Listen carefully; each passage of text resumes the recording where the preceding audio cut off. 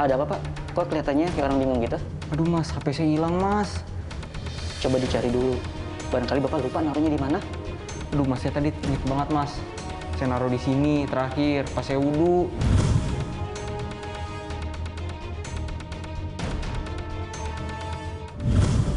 Terus saya lupa lagi. Bisa jadi orang yang di luar, Pak. Yang lagi beres-beres, yang rambutnya gimbal, terus badannya pada tatoan, Pak. Waduh, bisa jadi sih Mas itu orangnya. Udah pasti dia, Pak, pelakunya. Sekarang gini, dia kan udah mau tobat, bisa aja dia pencuri. Tetap aja jadi pencuri, Pak. Waduh Mas, jangan asal dulu Mas, kalau bukan dia gimana? Udah pasti dia, Pak, pencurinya. Sekarang, dia mau tobat nih. Bisa aja dia ngambil handphone Bapak. Kan kita nggak tahu. Mending kita samperin aja, Pak. Mumpung dia masih ada di sekitaran masjid, ntar kabur lagi orangnya. Udah, boleh nih Mas.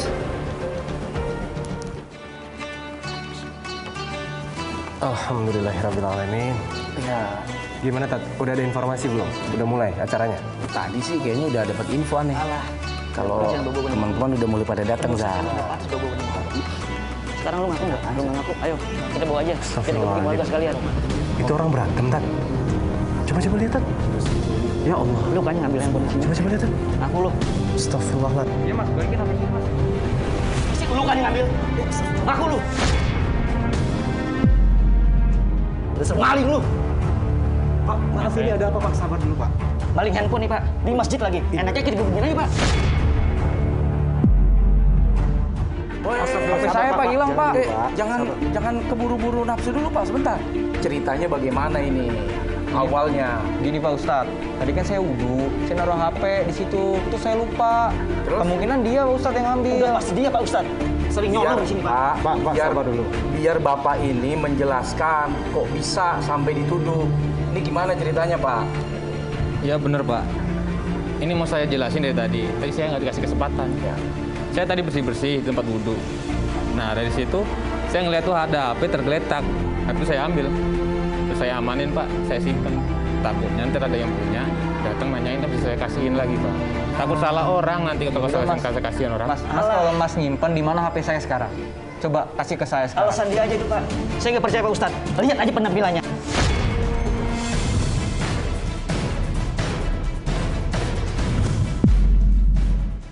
Udah kepepet, bilangnya disimpan. Jangan. Padahal niatnya mau dijual, mau buat lu mabuk-mabukan kan duitnya. Lu ngaku aja lu. Pak, jangan niat suruh, orang nggak Pak. ada yang tahu. Kan yang penting sekarang dia udah ngaku. HP-nya dia pegang untuk menyelamatkan dari orang lain yang ngambil. Nah, Ya, takut salah orang Pak. Nah, Bapak sekarang HP Bapak ini di mana? Ada Pak saya simpen. Coba. Mana sini buruan. Ya udah saya ambil dulu. Sabar dulu, Pak. Kita kalau melihat orang, Pak, jangan sampai hanya dari penampilan dan masa lalu saja. Ah, mana, Pak? Bentar Pak. Ini bener HP Bapak. Bener Pak, itu HP-nya. Wah iya bener Pak. Ini HP saya Pak. Makasih Pak ya udah diamanin ya. Ya kalau bener HP Bapak, udah Bapak terima. Bahkan Alhamdulillah malah jadi ada yang mengamankan. Ya lah, Pak. Dia udah kepepet aja, Pak. Makanya handphonenya disimpan. Pak. Coba kalau nggak niat dia. Niat dia Jangan jahat, pasti dijual, Pak. Jangan suuzon. Kita nggak tahu niat orang, kita nggak tahu apa yang ada di hati orang. Yang penting sekarang HP Bapak ini sudah selamat karena diamankan sama beliau. Lagi pula, Pak, kita tuh kalau melihat orang jangan selalu masa lalunya. Mungkin dia dulu pernah kata Bapak mau digebukin karena mencuri, mabuk. Tapi kan sekarang faktanya sudah di masjid, udah ngurus masjid, bersihin masjid. Mudah-mudahan istiqomah.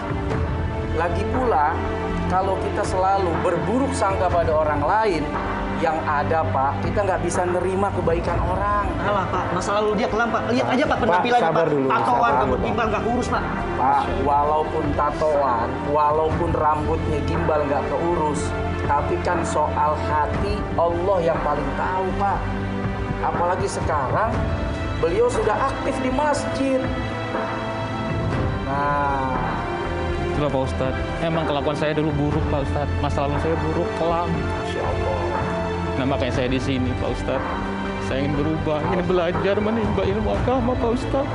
Tapi kejadiannya begini Pak Ustadz. Bapak nggak apa-apa, sabar. Ini ujian buat orang yang hijrah, istiqomah, jangan terpengaruh, jangan menyerah. Semoga apa yang hari ini Bapak alami memperkuat batin Bapak untuk terus berada dalam kebaikan dan kebenaran. Nah, saran saya nih Pak ya, mudah-mudahan Bapak berkenan. Tadi kan ada perselisihan, kiranya mungkin Bapak bisa saling memaafkan. Baik Pak, kalau gitu saya minta maaf ya Pak. Udah menuduh Bapak yang enggak dengan penampilan Bapak yang seperti ini. Pikiran saya buruk terhadap orang. Saya mohon maaf Pak. Berkat tausiah Bapak, saya jadi agak rendah Maaf Pak. ya Pak. Sama-sama. Kalau saya udah nuduh Bapak tadi ngambil HP saya. Saya juga Saya mohon mohon maaf kalau saya udah lancang mengambil HP Bapak. Ya udah kalau gitu, Za, pamit ya. Bapak-bapak kita pamit ya. Mudah-mudahan semua sudah selesai hari ini, kembali baik-baik lagi dan Bapak tetap istiqomah. Amin. Kalau gitu kita pamit ya Pak. Assalamualaikum warahmatullahi wabarakatuh. Waalaikumsalam. Terima kasih Pak. Ya, sama-sama.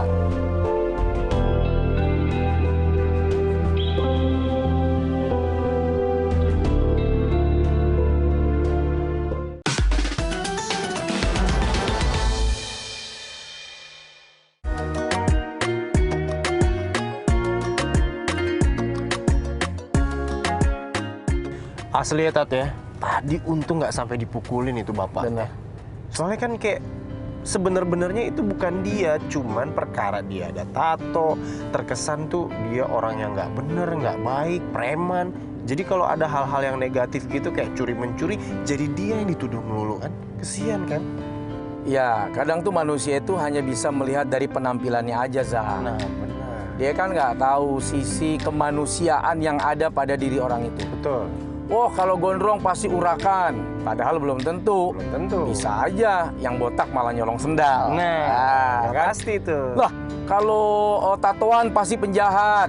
Belum tentu. Betul. Bisa jadi yang nggak tatoan malah banyak yang maling duit rakyat. Nah.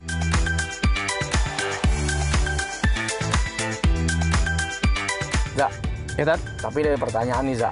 Oh, apa tuh pertanyaannya? Di Instagramnya Ustadz on the road. Andrut. Nah, apa tuh pertanyaannya? Aneh bacain ya. Bangga. Assalamualaikum Ustadz. Waalaikumsalam. Saya mau bertanya. Saya itu dulu pernah melakukan kesalahan yang fatal dan tak hanya merugikan diri sendiri tapi orang sekitar saya. Tapi alhamdulillah saya kini sudah menyadarinya dan meninggalkan kebiasaan buruk saya. Tapi kadang saya masih dibayangi kesalahan saya yang dulu. Dan orang sekitar saya ketika kumpul masih suka membahasnya. Meski niatnya bercanda. Tapi saya merasa risih dan tak ingin mengenangnya. Apa yang harus saya lakukan ya Ustaz? Nah, berat juga tuh Tat. Ya. Pertama, kalau kita punya kesalahan, apalagi kesalahan yang fatal, kesalahan yang sifatnya aib. Fal yastatir bisitrillah, kata Nabi. Kita tutup itu dengan satirnya Allah. Artinya kita udah ditutup nih. Kesalahan kita, orang nggak tahu, cuman kita yang tahu. Kan ada aib yang setiap orang punya aib yang dia sembunyikan, Ya. dan Allah sembunyikan aib itu. Maka teruslah tetap bersembunyi dalam ya persembunyian yang sudah Allah buat. Ya. Jangan dikasih tahu. Taubat saja kepada Allah Subhanahu wa taala. Tapi ada kesalahan yang orang tuh tahu. Ya. Orang tuh lihat. Misalnya dulu dia pernah mencuri atau dia pernah maaf ya sampai menganiaya atau sampai ada kekerasan lah. Sehingga orang berpikir, lu mah preman ya, tetap aja preman. Ya. Nyolong tetap aja nyolong. Maka yang kedua adalah senantiasa melakukan kebaikan sehingga Allah tutup kesalahan itu dengan kebaikan yang kita lakukan. Oh. Nah, ya. Ittaqillah haitsu ma kunta wa atbi'is sayyi'atal hasanata tamhuha. Maka ikuti keburukan yang pernah kamu lakukan, kesalahan yang kamu lakukan dengan kebaikan. Maka kebaikan itu akan menghapus segala kesalahan kamu, dosa-dosa kamu, kekhilafan kamu, kekurangan kamu. Artinya, Za, tanpa kita umumkan pakai toa di masjid, orang juga akan tahu ketika kita menampakkan kebaikan. Yes. Ketika kita selalu berbuat baik. Biarlah orang yang melihat dan menilai. Kita cukup action saja. Betul. Lakukan saja apa yang bisa kita lakukan dalam kebaikan. Biarlah Allah yang menitipkan ya prasangka-prasangka kebaikan itu kepada orang-orang, kepada hamba-hambanya. Sehingga kita nggak perlu capek-capek buat ngasih tahu, gue udah baik nih, gue udah berubah nih, nggak usah. ya berubah aja, terus saja berbuat baik. Kebaikan itu akan menghapus dosa-dosa kita, dan sekaligus kebaikan itu akan melepaskan image keburukan kita. Iya. Nah, ini ada satu kisah nih, Za. Ada satu nasihat dari perjalanan Luqmanul Hakim bersama dengan anaknya. Bahkan saking banyak hikmah, Luqman ini menjadi salah satu nama surat dalam Al-Quran. Yes. Surat Luqman. Oh.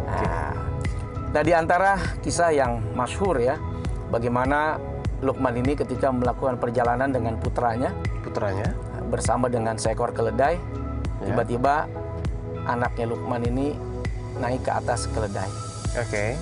Terus orang kampung langsung mencemooh, gimana sih tuh anak, masa bapaknya suruh bawa keledai, anaknya naik di atas. Oh, anaknya naik di atas. Anak durhaka.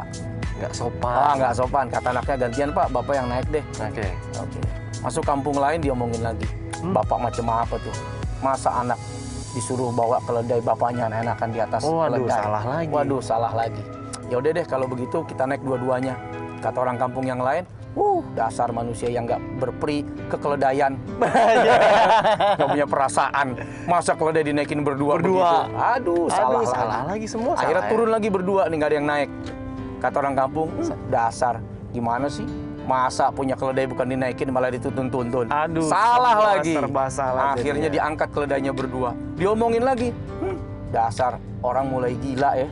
Masa keledai bukan dinaikin malah diangkat-angkat berdua. Iya. Dari beberapa perkara ini mana yang benar kata orang?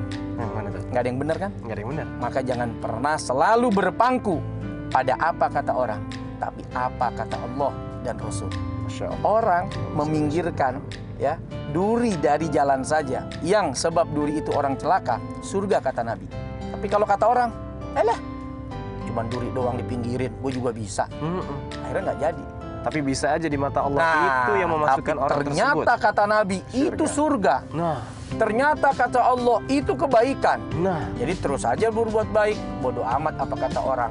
Belajar pakai kacamata kuda, jangan lihat kanan kiri. Terus istiqomah, melaju ke depan, menatap masa depan. Dan masa depan kita bukan di dunia, tapi di akhirat. Yang di sana ada surga. Masya Allah, luar biasa banget. Demi apapun hari ini banyak banget ilmu, pengalaman-pengalaman di masa lalu yang bisa kita petik, yang bisa kita jadikan pelajaran untuk kita mengarungi masa depan kita. Amin. Jadi manusia yang lebih baik lagi ya, Tat? Oke, Masya Allah.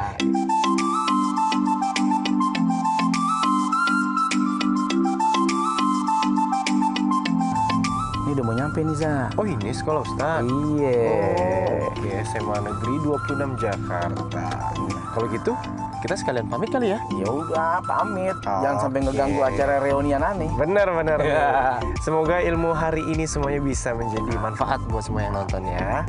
Kalau gitu, buat sahabat RTV di rumah, jangan lupa nih patuhi selalu protokolnya 5M.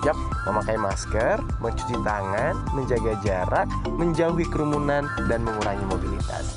Dan ada kabar gembira juga, sebentar lagi RTV bakal moving ke TV digital. Kalau gitu, kita berdua pamit. Oke. Wassalamualaikum warahmatullahi wabarakatuh. Ayo, Anda ikut reunian kan? Iya deh. Makan-makan ya. Yup.